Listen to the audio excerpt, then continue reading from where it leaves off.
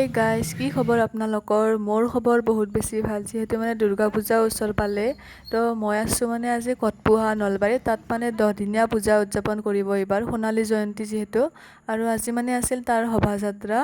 আৰু আমাৰ ইয়াতে অৰিজিনেল মামাহঁতৰ ঘৰ, আৰু চবে জানে ইয়াতে মানে কটপুহাত আঙুৰলতা ডেকাৰো ঘৰ হয়।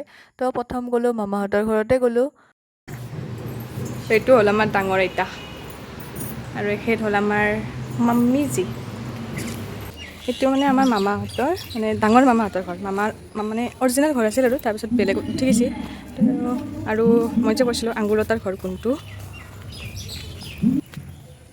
মই গাইছ আৰু বেছি দূৰলৈকে নাযাওঁ।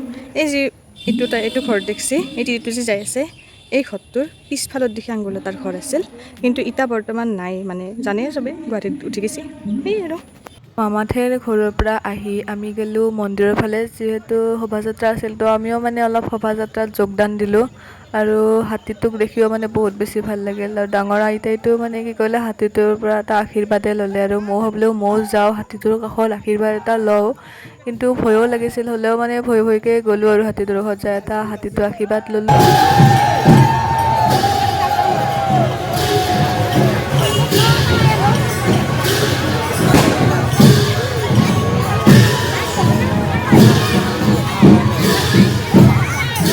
আমাৰ আইতাৰ দুটাও সোমাই গ'ল দেখোন।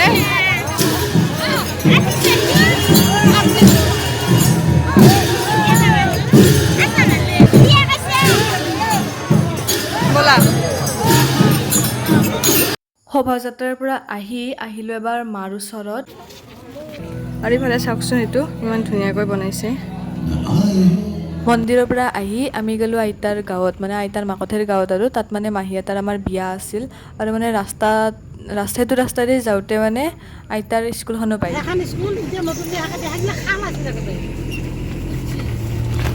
তো এইখনত তুমি পঢ়িছিলা? দেখছো উলাবৰী মধ্য স্কুল নেকি?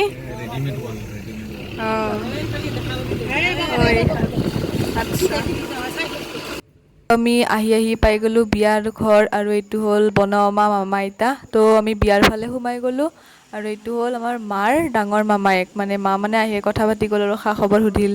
তো আৰু ইফালে সেইটো হ'ল বিশাল, মাজু মামা ককাৰ ল'ৰা।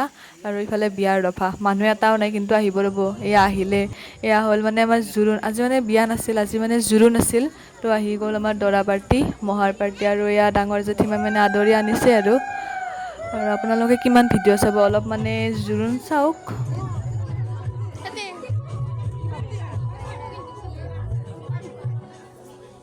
আৰু এয়া হ'ল আমাৰ মাহীৰ শাহুৱেক, মানে শাহুৱেকে জোৰোণ পিন্ধাইছে। তো মানে শাহুৱেকটোক বহুত বেছি ভাল লাগিল, মানে মৰমীয়াল আৰু গোটেই সোপা মানুহে মৰমীয়াল, কিন্তু শাহুৱেকটোক আৰু বহুত বেছিয়ে মানে ভাল লাগিল। আৰু তো শাহুৱেকটো আৰু ধেমালিও কৰি থাকে শাহুৱেকটোৱে। আৰু মানে গোটেইখিনি ভিডিঅ' মই আপোনালোকক দেখুওৱা নাই, মানে বহুত বেছি দীঘলা হৈ যায় ভিডিঅ'টো, সেইকাৰণে যিখিনি পাৰিছোঁ আৰু অলপ দেখাইছোঁ। মাহীকো মানে জোৰোণ পিন্ধোৱা হৈ গ'ল। মাহীও দৰা পাৰ্টিক টাটা বাই বাই দিলে, আমিও মানে কইনা পাৰ্টিক ভাত পানী খাই টাটা বাই বাই দিলোঁ।